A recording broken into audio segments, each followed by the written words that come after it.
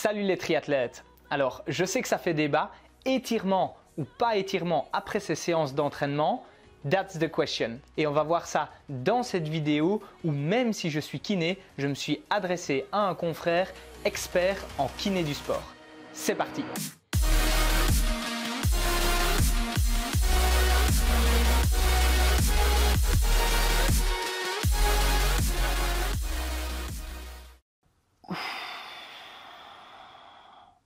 Comme vous pouvez le voir, je suis assez raide et on peut dire que ça a à peu près toujours été le cas. Et pourtant, je ne me suis plus réellement blessé depuis janvier 2016. Et encore, pour cette blessure, c'est juste que je m'étais réentraîné comme un fou après 3 mois d'inactivité complète. Mais pour revenir aux étirements, on peut dire qu'il y a justement 3 avis qui diffèrent. Tout d'abord, ceux qui pensent que ça diminue le risque de blessure, que ça augmente les performances et que ça peut diminuer l'apparition des courbatures. À côté de ça, il y a ceux qui pensent que ça ne va strictement rien changer. Et puis enfin, les autres qui disent qu'au contraire, c'est à proscrire puisque ça vient accentuer les micro-lésions musculaires qui ont été déjà causées durant l'entraînement qu'on vient de faire juste avant. Alors c'est pour ça qu'on va avoir directement la réponse de Nico qui est kiné spécialisé en kinésithérapie du sport et dont la compagne fait justement du triathlon. Donc il se pourrait qu'il lui arrive de la soigner. J'entends souvent que les triathlètes, parfois quand ils ressentent des courbatures suite aux entraînements, ils font des étirements en rentrant à la maison ou le lendemain ou sur le lendemain quand les douleurs liées aux courbatures sont là. Et finalement, est-ce que c'est bon ou pas de faire des étirements quand on a des courbatures? D'abord, on va rappeler une courbature. Il y en a beaucoup pour qui, après l'entraînement, c'est j'ai trop d'acide dans les jambes ou dans les muscles. Alors qu'au final, c'est pas ça du tout, on a sollicité le muscle et du coup, c'est une accumulation de micro-lésions musculaires. D'accord. Et c'est pas donc une surcharge d'acide lactique Il y en a, mais c'est pas de là qu'on ressent les courbatures. D'accord. Après, on peut faire des étirements, mais il faut respecter la règle de la progressivité et de la non-douleur. Ok, d'accord. Donc ça veut dire que souvent, en tout cas moi c'est ce que j'entends, c'est ah oui je fais des étirements, je sens que ça me fait mal parce que voilà, j'ai une courbature donc je vais aller vraiment étirer sur la courbature pour la faire passer, alors que finalement là c'est se faire plus de tort que de bien, puisque ce qu'il faut vraiment respecter c'est ça, c'est la non-douleur. Comme tu dis, on se fait mal sur déjà des micro-lésions, donc du coup on augmente sa micro-lésion. D'accord. Donc il faut préférer un étirement doux, non douloureux, et des automassages. D'accord. Avec le rouleau de massage, on est support, on en fait un petit peu sur le muscle.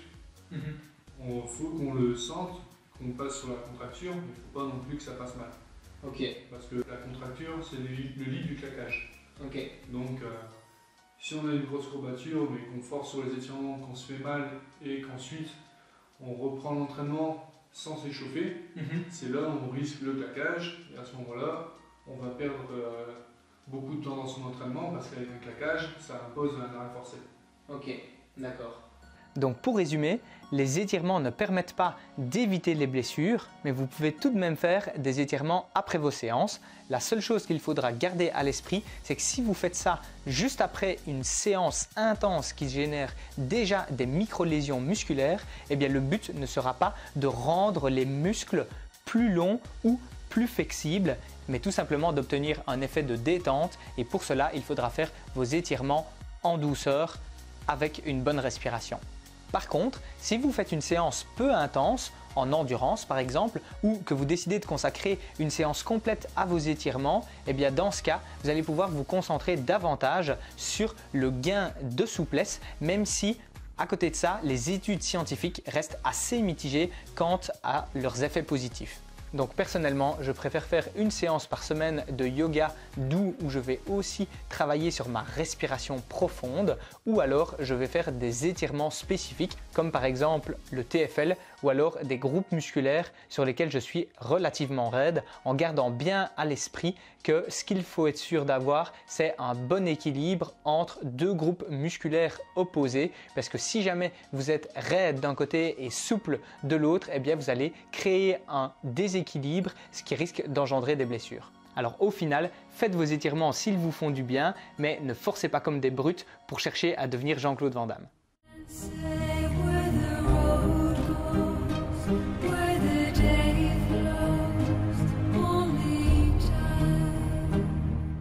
Et si tu apprécies le contenu de cette vidéo et que tu veux recevoir d'autres conseils par rapport à la prévention et au traitement de tes blessures en lien avec le triathlon, la natation, le vélo et la course à pied, eh bien clique sur le bouton pour t'abonner à la chaîne des triathlètes motivés qui veulent progresser, car je publie régulièrement des vidéos qui pourront t'aider.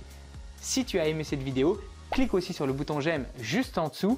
Moi je te dis à très bientôt et puis rappelle-toi, on progresse ensemble et célébrons la magie du triathlon. Ciao ciao!